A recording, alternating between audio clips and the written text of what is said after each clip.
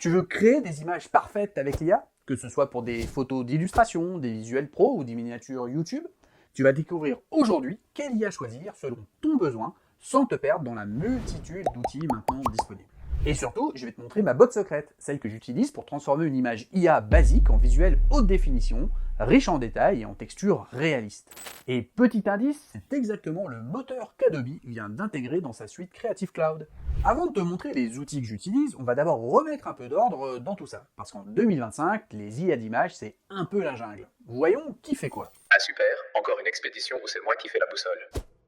En 2025, les IA d'images ont tellement évolué qu'on ne parle plus seulement de générateurs. Elles sont devenues de véritables assistants visuels capables de créer, corriger et améliorer une image avec une précision étonnante. Autrefois, c'est-à-dire il y a quelques mois, il fallait choisir une IA pour créer et une autre pour retoucher. Aujourd'hui, la frontière s'efface. De plus en plus de modèles savent faire les deux. Tu décris une scène, elle la crée. Puis tu peux lui dire rends le fond plus flou, change la lumière ou remplace le ciel. Et elle le fait instantanément sans tout recommencer. Donc maintenant, elle dessine et elle retouche. Exactement. Et c'est ce qui change tout. On ne parle plus de génération d'images, mais de création continue. Le vrai tournant de 2025, pour moi, c'est ce que j'appelle l'interopérabilité. Les outils de génération, d'édition et d'amélioration commencent à dialoguer entre eux. Avant, tu devais passer d'une appli à l'autre. Une pour créer, une pour retoucher et une pour corriger la qualité. Désormais, certains environnements réunissent tout dans une seule interface fluide. C'est le cas des plateformes multi-IA comme TypingMan, LibreChat ou Mammut qui te permettent de combiner plusieurs modèles dans une même session. Et si tu veux creuser ça, j'ai mis dans la description mes vidéos dédiées à ces outils. Mais le changement le plus marquant, et pour le coup très récent, c'est que des géants comme Adobe, ou Adobe, tu fais comme tu veux, suivent le mouvement. Ils intègrent désormais directement des IA partenaires dans leur logiciel pour offrir un flux créatif complet, du texte jusqu'à l'image finale. Mais ça, je vais t'en parler un peu plus tard dans cette vidéo. Donc plus besoin d'envoyer tes PNG dans Disappri. Oui, et pour nous, créateurs, c'est un vrai soulagement. On gagne du temps, on garde la cohérence et on peut enfin se concentrer sur la création, pas sur les clics.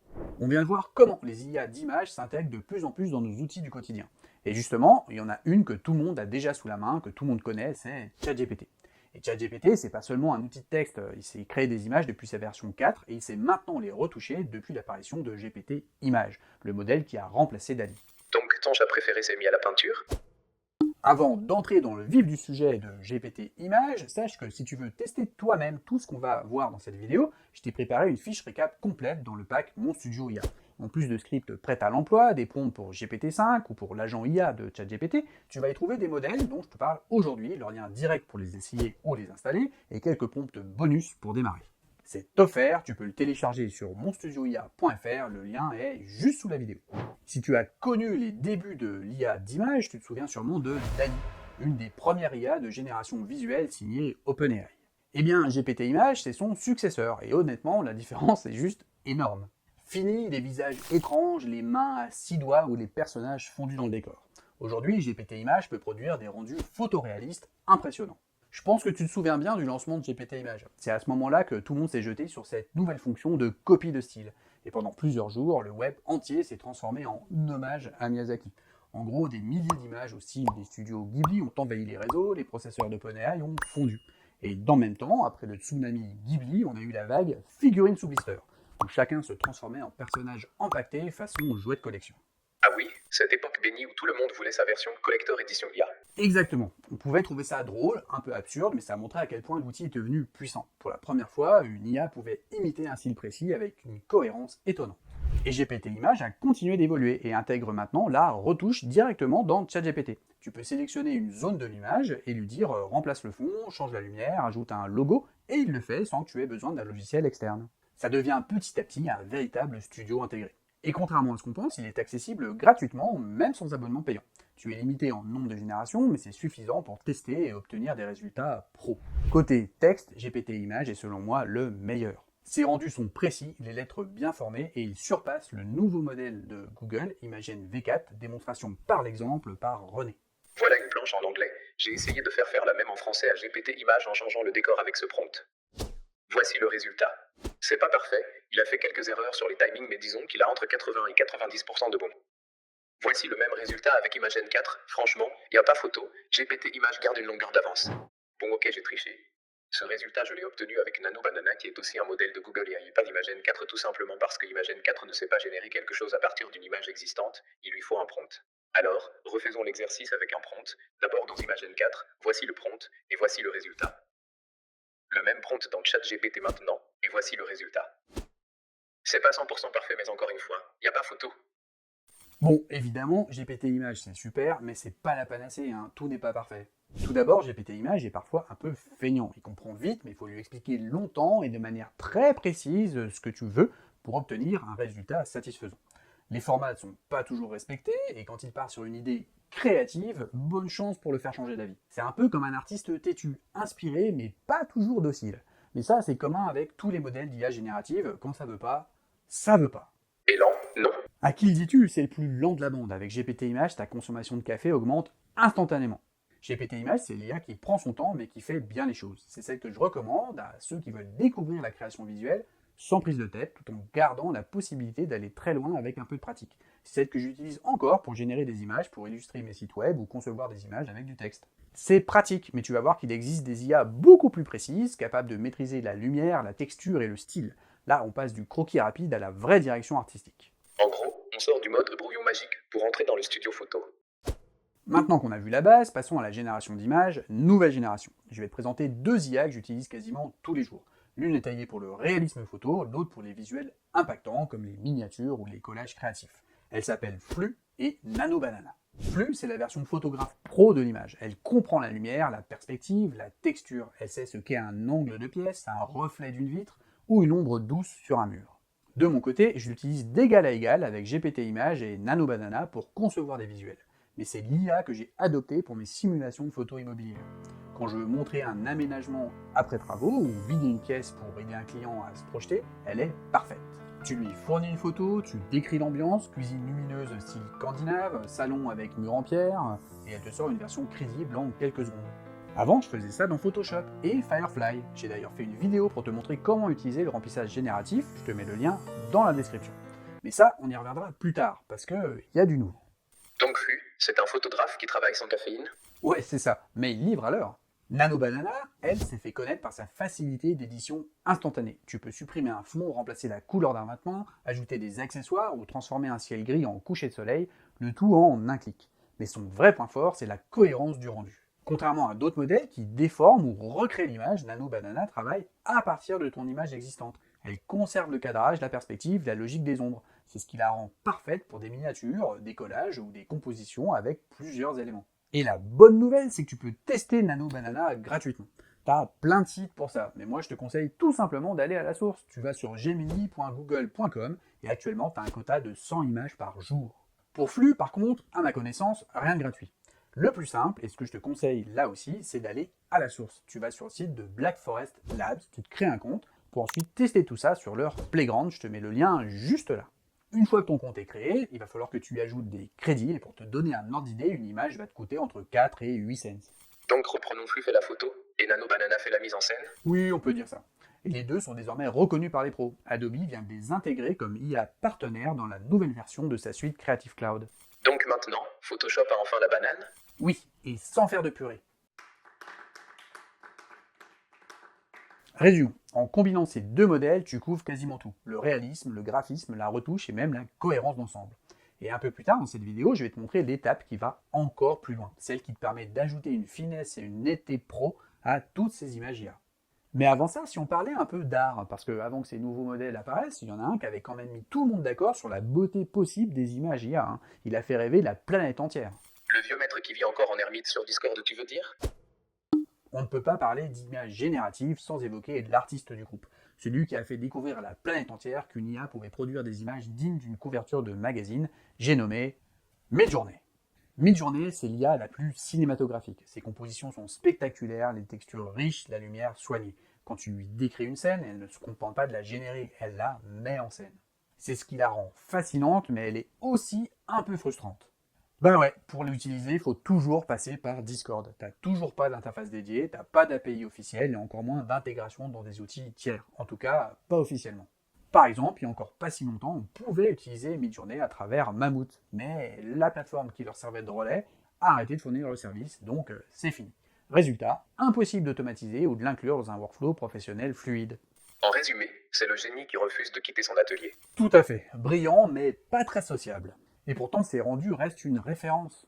Certains sont allés très loin avec Midjourney. Tu vois l'agence de pub Fred et Farid, par exemple, ils ont créé AI Imagination. C'est un studio de prod 100% IA. Et pour ça, ils ont utilisé Midjourney pour concevoir des visuels publicitaires d'une qualité bluffante qui te font vraiment oublier que c'est des images IA. C'est la preuve que cet outil, même enfermé dans Discord, continue d'influencer la création visuelle mondiale. Donc Midjourney, c'est un peu le peintre star que tout le monde cite mais que personne n'arrive à joindre. Ouais, c'est ça. Inspirant, oui, mais pas toujours pratique. Alors à l'opposé, si tu veux garder ta liberté et tout faire tourner chez toi, il existe une solution beaucoup plus ouverte. Tu veux dire celle où tu deviens ton propre ingénieur? Petite parenthèse, si t'es encore là, c'est que le sujet te plaît sûrement. Alors pense à cliquer sur le bouton promouvoir juste sous la vidéo. C'est le meilleur moyen de soutenir la chaîne et ça m'aide à savoir que ce format t'intéresse vraiment. Et plus il y a de likes, plus j'ai d'électricité pour mes circuits. Si tu veux avoir un contrôle total sur ta création d'images, modèle, style, paramètres, une des meilleures options, c'est d'utiliser Stable Diffusion. Stable Diffusion, c'est un modèle open source, ce qui veut dire que tu peux le télécharger, l'héberger chez toi, le modifier, l'adapter à ton style visuel. Mais t'es pas obligé d'avoir ta propre station IA pour commencer, hein. Il existe plein de plateformes web pour tester sans rien installer. Comme je te disais, tu peux installer Stable Diffusion directement sur ton PC. Mais attention, hein, installer Stable Diffusion sur ton ordinateur, c'est pas double clic et c'est fini, hein. Tout ça, ça s'inscrit dans un écosystème IA global avec différents logiciels, avec chacun leur rôle, qui vont interagir ensemble et qui vont te permettre, à la fin, d'interroger ou d'entraîner ce modèle Stable Diffusion. Un gros avantage, c'est qu'une fois que tu as installé ça en local, tu n'as plus aucune limitation hormis ton matériel. Tu as une liberté totale sur les modèles que tu utilises et leur personnalisation. Par contre, gros inconvénient, c'est effectivement la configuration technique nécessaire et le temps à maîtriser ce modèle et son utilisation. Par contre, pour un créateur visuel en mode pro, c'est une vraie piste à explorer. Mais je te rassure, si tu veux juste tester rapidement, le site Stable Diffusion Online Playground propose des versions web gratuites. Mais tu peux aussi utiliser Stable Diffusion avec des solutions multi-IA. Tu as celle avec abonnement, comme Mammut par exemple, ou alors celle avec une TAPI du type TypingMind. Donc, liberté totale, oui c'est facile, mais aucune solution n'est tout compris plus zéro effort. Exact, mais l'avantage c'est que tu peux choisir ton niveau. Test rapide pour voir ou workflow full puissant pour produire en pro. Bon, t'as vu, tout ça c'est passionnant, mais parfois un peu trop technique. Heureusement, un acteur historique a décidé de simplifier la vie de tout le monde, j'ai nommé Adobe. Ah, le retour des géants. On sort les abonnements. Comme je te le disais précédemment, Adobe a donc pris un virage stratégique que personne n'attendait. Pendant longtemps, ils ont tenté de développer leur propre IA, Firefly, en circuit fermé. Mais là, en novembre 2025, changement de cap. Plutôt que de tout créer eux-mêmes, ils ont décidé d'ouvrir leur Adobe Suite à des IA partenaires. C'est un mouvement majeur parce qu'il transforme totalement la manière dont on crée et retouche des images. Concrètement, dans Photoshop ou Adobe Firefly, tu peux désormais générer, éditer et améliorer une image sans quitter ton projet. Tu veux dire qu'Adobe a enfin compris que personne n'aimait perdre du temps? Exactement. Et fini le moteur unique de Adobe Firefly. Tu peux maintenant faire appel à Nano Banana et Flux pour le remplissage génératif. Et ça, c'est top. Ça veut dire qu'avec ton abonnement à Adobe Creative Cloud, Photoshop va devenir ton véritable studio de création IA. Donc en clair, c'est le buffet à volonté de l'IA créative.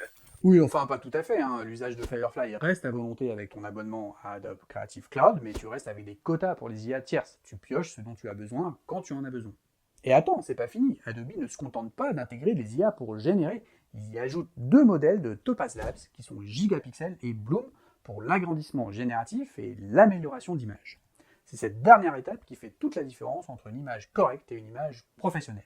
Et c'est justement là qu'intervient ma botte secrète, mon hack final, celui que j'utilise personnellement dans toutes mes créations. Alors, ma fameuse botte secrète, c'est ce qui me permet de passer d'une image correcte à une image professionnelle, prête à être imprimée, publiée ou utilisée dans une vidéo. Je te parle de Bloom, développé par Topaz Labs et intégré dans leur suite Topaz Studio. Bloom, c'est une IA d'upscaling et de restauration intelligente spécialement adaptée aux images générées par l'IA. N'essaye pas d'utiliser sur une véritable photo. Pour ça, tu as les autres outils de Topaz Labs comme Gigapixel ou Photo AI.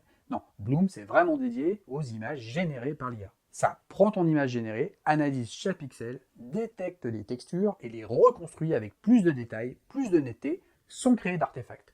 C'est un peu comme si l'image repassait entre les mains d'un photographe qui a fait la mise au point parfaite. Donc en gros, c'est l'IA qui corrige les erreurs des autres IA. C'est ça, le grand correcteur. Elle le fait mieux que n'importe quel filtre classique. Pour ma part, je l'utilise systématiquement dans mon workflow créatif. Que ce soit une miniature, une image conceptuelle ou une photo simulée, Bloom vient sublimer le rendu. Résultat, tu récupères ton image faite par GPT Image ou Nano Banana et t'en fais une image haute def. Tu peux le tester gratuitement en ligne directement sur le site de Topaz Lab. Bon, moi j'ai investi dans la suite Topaz Studio qui intègre Bloom mais aussi des outils pour retoucher des photos comme Gigapixel ou Photo AI. Et honnêtement, je peux plus m'en passer. C'est devenu aussi essentiel pour moi que Imagen AI par exemple pour mes retouches photos immobilières. Donc Bloom, c'est ton café du matin. Sans lui, rien ne démarre. Mais oui, mais c'est ça! Allez, pour finir, je te montre rapidement le workflow complet que j'utilise. Tout d'abord, l'étape de génération. Je tape mon prompt et je fais générer mon image par un modèle de type Google Images, Flux ou Nano Banana. Ensuite, si l'image ne me convient pas, je peux demander à une autre IA, ou la même, de la modifier via un prompt. Donc par exemple, et pour ça, Nano Banana est très fort. Donc je vais prendre cette image, je vais la donner à Nano Banana et je vais lui dire de modifier ce qui ne me convient pas. Une fois que j'ai cette image brute, mais qui correspond d'un point de vue agencement, cadrage, les personnages ou le paysage, ce que tu veux, une fois que ça me convient, là, je la passe dans Bloom. Et là, je magnifie en fait cette image, les détails deviennent nets, les contrastes sont ajustés, bref, cette image est prête à être exploitée. Et pour finir, ben forcément, je retourne dans Photoshop, par exemple pour faire une miniature, et c'est là que je vais ajouter des textes ou ma tête, etc. Mais l'image de base finale, prête à être imprimée, par exemple, elle est faite dans Bloom. Donc il améliore sans trahir. Et petite astuce ou petit bémol, n'utilise pas Bloom sur des images avec du texte. Génère tes images sans texte, mets-les dans Bloom pour apporter de la netteté, apporter un meilleur niveau de détail, et ensuite tu rajoutes ton texte sur l'image. Bon, et maintenant, t'as plus d'excuses pour dire que l'image est un peu floue. Et ouais, grâce à ce hack, l'IA ne fait pas seulement gagner du temps, elle te permet maintenant d'atteindre une vraie qualité professionnelle, à la fois rapide, propre et cohérente. Tu trouveras tous les liens pour tester Bloom, mon guide complet et les prompts utilisés dans le pack offert de monstudioia.fr. Le lien est dans la description. On résume, GPT Images pour la simplicité et les images avec texte incontournable. Flux pour le réalisme photo, Nano Banana pour la flexibilité et l'édition des images, Midjourney pour l'inspiration, Stable Diffusion pour la liberté totale, et Bloom pour la qualité finale. Et maintenant que tu sais quelle IA utiliser pour créer tes images, la prochaine étape c'est de choisir quelle IA utiliser pour penser, écrire et orchestrer tout ça. Tu trouveras ta réponse juste ici, dans cette vidéo, comment choisir ton IA parmi ChatGPT, Gemini, Mistral et les autres. C'est la suite logique. Après avoir trouvé ton visuel IA, tu découvres le cerveau IA qui va t'accompagner au quotidien. En résumé, t'as choisi ton pinceau, maintenant on choisit ton cerveau. Exactement. Clique sur la vidéo et passe à la vitesse supérieure.